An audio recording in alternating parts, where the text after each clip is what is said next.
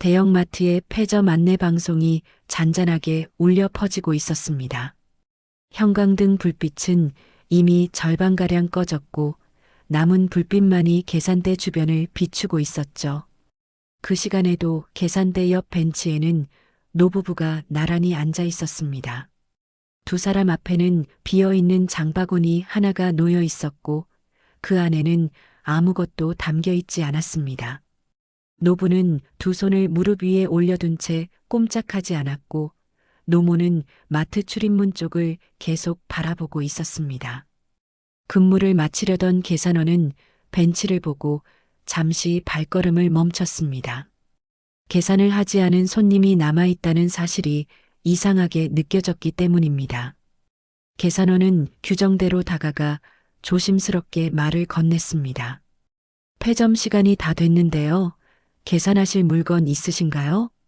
노부는 잠시 고개를 들었다가 다시 숙였고 노모가 대신 고개를 끄덕였습니다.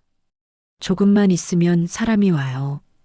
계산원은 그 말의 의미를 곱씹으며 장바구니를 다시 바라봤습니다. 장바구니에는 영수증도 상품도 없었습니다. 계산원은 매니저에게 무전으로 상황을 전달했습니다. 그 사이 경비원이 다가와 주변을 살폈습니다. 마트 안에는 노부부와 직원들만 남아 있었고 외부 주차장은 거의 비어 있었습니다. 노모는 얇은 외투 자락을 여미며 몸을 움츠렸습니다. 난방은 이미 약하게 조절된 상태였습니다. 노부는 시계를 한번 바라보고는 다시 출입문 쪽으로 시선을 옮겼습니다. 두 사람의 시선은 마치 약속된 시간을 붙잡고 있는 것처럼 흔들리지 않았습니다. 매니저는 이 상황이 단순한 지연이 아님을 직감했습니다. 그리고 그 직감은 곧 예상보다 무거운 밤의 시작이 되고 있었습니다. 매니저는 상황을 정리하기 위해 직원들을 불러 모았습니다. 폐점 이후에도 고객이 남아있을 경우의 매뉴얼이 조용히 공유되었습니다. 경비원은 출입문 잠금 시간을 알렸고 청소 인력은 바닥 장비를 멈춘 채 대기했습니다. 노부부는 그 사이에도 벤치에서 한 발짝도 움직이지 않았습니다.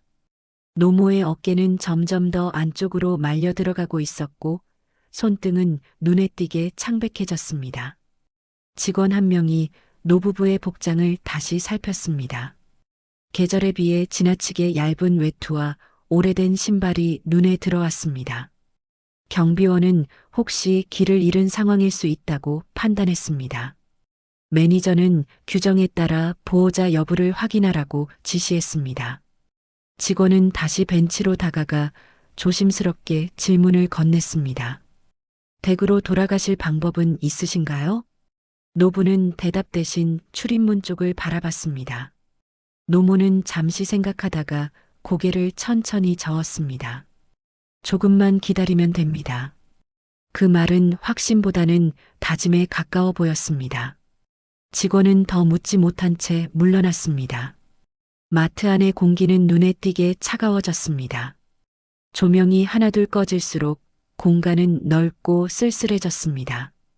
직원들 사이에서는 신고를 해야 한다는 의견과 조금 더 기다리자는 의견이 갈렸습니다.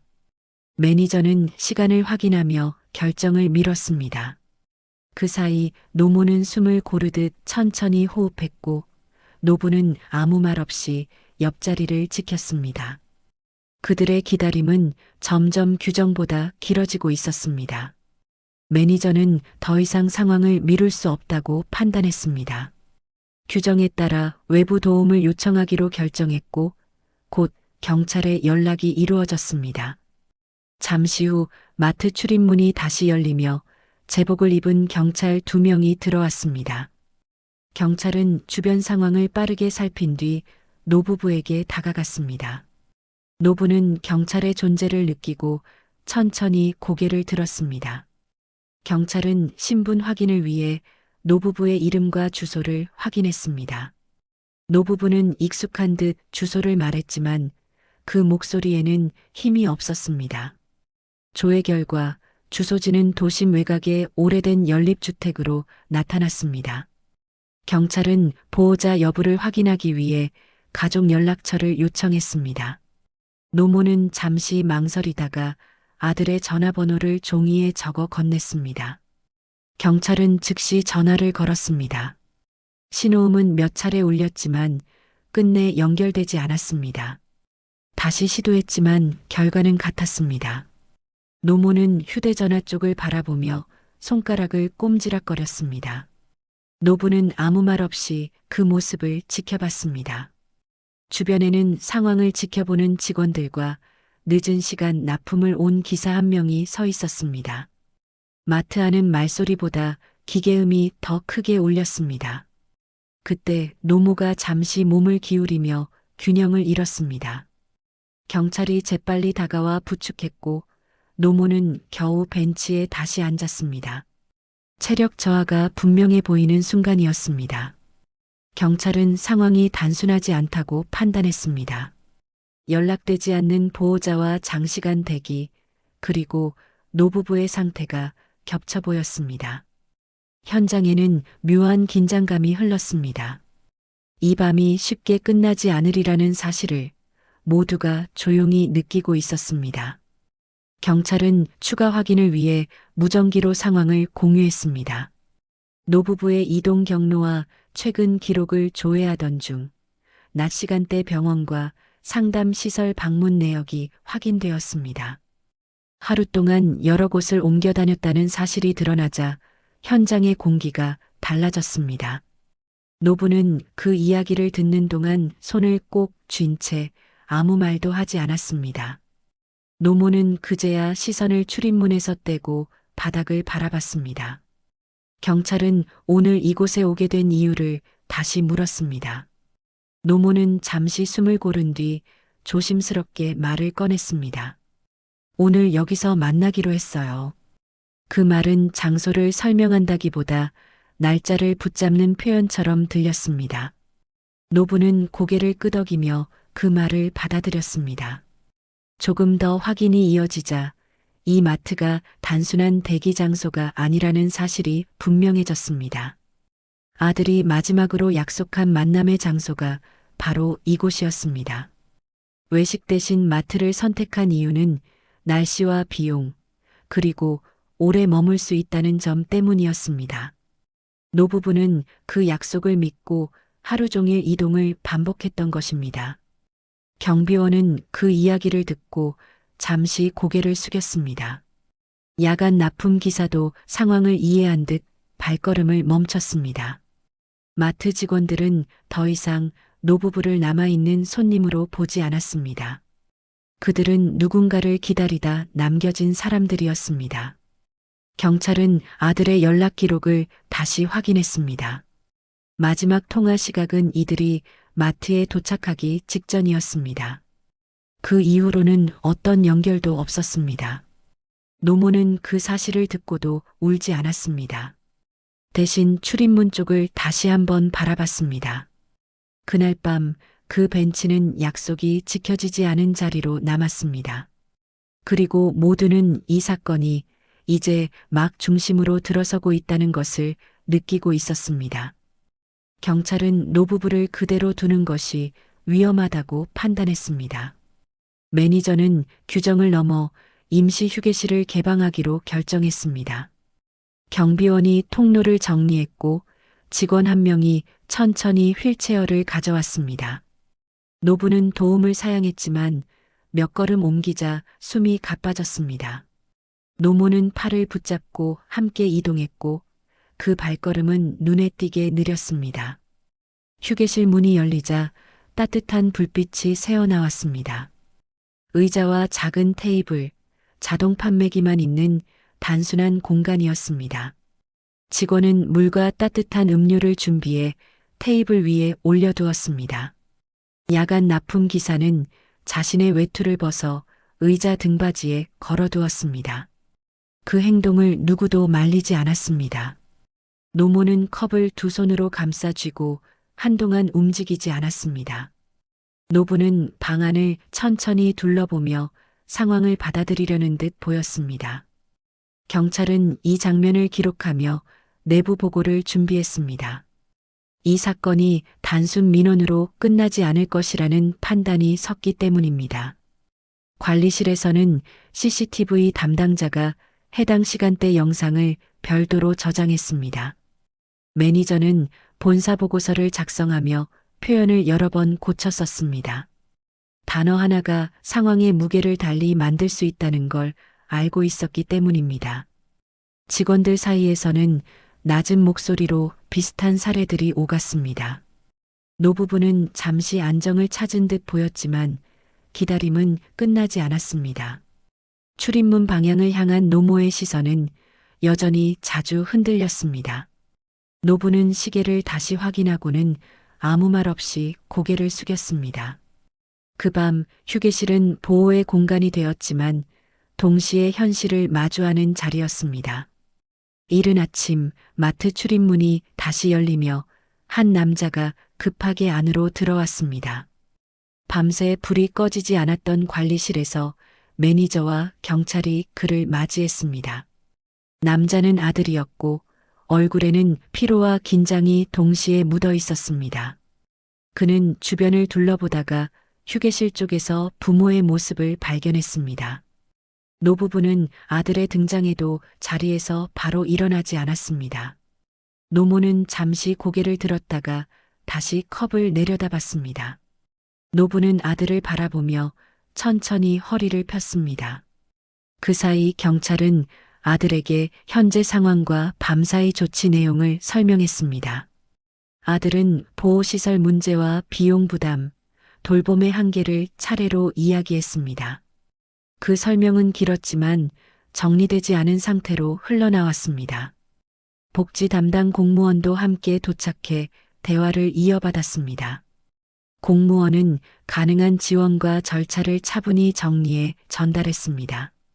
노부부는 그 말을 묵묵히 들었습니다.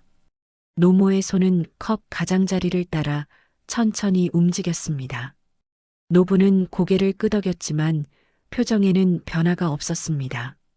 이 대화가 처음이 아니라는 사실이 조용히 드러나는 순간이었습니다. 경찰은 법적 책임과 임시 보호 조치를 설명했습니다. 아들은 고개를 숙이며 즉각적인 해결이 어렵다는 입장을 보였습니다. 그 말에 누구도 즉시 반응하지 않았습니다. 휴게실 안에는 설명과 침묵만이 번갈아 흐르고 있었습니다. 그날 아침 약속은 다시 지켜지지 않았습니다. 하지만 이제 이 상황을 외면할 수 있는 사람은 아무도 남아있지 않았습니다. 복지 담당 공무원은 노부부에게 가능한 선택지를 차분히 정리해 설명했습니다. 요양시설 입소와 단기 보호, 그리고 지역 공동체 연계 지원이 테이블 위에 놓였습니다. 아들은 시설 쪽을 우선 검토하겠다는 입장을 보였지만 노부는 고개를 천천히 저었습니다. 노모는 그제야 아들의 얼굴을 바라보고는 시선을 다시 공무원 쪽으로 옮겼습니다. 노부부는 시설이 아닌 지역 공동체 연계를 선택하겠다는 뜻을 분명히 했습니다. 익숙하지 않은 공간보다 사람의 얼굴이 보이는 곳이 낫다는 판단이었습니다. 공무원은 즉시 연계 가능한 보호 공간과 이동 절차를 확인했습니다. 경찰은 임시 보호 종료와 인계 과정에 필요한 서류를 정리했습니다. 잠시 후 복지센터 차량이 마트 앞에 도착했습니다. 경비원은 출입 동선을 정리했고 직원 한 명이 조심스럽게 문을 열어주었습니다. 노모는 일어서기 전 잠시 벤치를 바라봤습니다. 전날 밤부터 이어진 기다림이 그 자리에 남아있는 듯 했습니다. 노부는 직원의 부축을 받으며 천천히 발걸음을 옮겼습니다. 노모는 외투를 다시 여미고 주변을 둘러봤습니다. 매니저는 내부 보고서를 마무리하며 규정 개선 항목을 표시했습니다. 이 사건이 예외로 끝나서는 안 된다는 판단이 분명해졌기 때문입니다. 차량 문이 닫히고 엔진 소리가 울렸습니다. 노부부는 창밖으로 마트를 한 번 더 바라봤습니다. 직원들과 경비원은 그 모습을 조용히 지켜봤습니다. 그들의 선택은 보호가 아니라 스스로 지켜낸 방향이었습니다. 며칠이 지나 마트는 다시 평소의 모습으로 돌아갔습니다. 계산대에는 손님들의 목소리가 오가고 장바구니 바퀴 소리가 끊임없이 울렸습니다. 사건이 있었던 벤치에도 누군가 잠시 앉았다가 곧 자리를 떠났습니다. 그 자리에 남아있던 기다림의 흔적은 눈에 보이지 않게 사라졌습니다. 직원 교육 자료에는 짧은 사례 하나가 추가되었습니다. 폐점 이후 잔류 고객 대응 항목에 몇 줄의 문장이 더해졌습니다. 매니저는 그 문장을 읽으며 잠시 손을 멈췄습니다. 그날 밤의 공기와 표정들이 문장 사이에서 겹쳐 보였기 때문입니다.